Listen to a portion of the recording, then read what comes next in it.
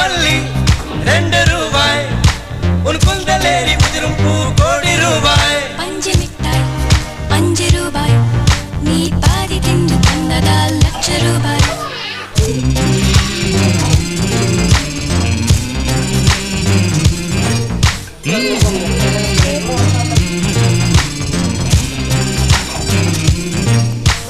காதலிக்கும் பெண்ணின் கையில் தொட்டு நீட்டினால் சின்ன தவறு கூட தங்கந்தானே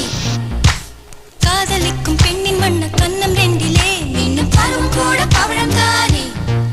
சிந்தும் வேர்வை திருத்தமாகும் சின்ன பார்வை மோட்சமாகும்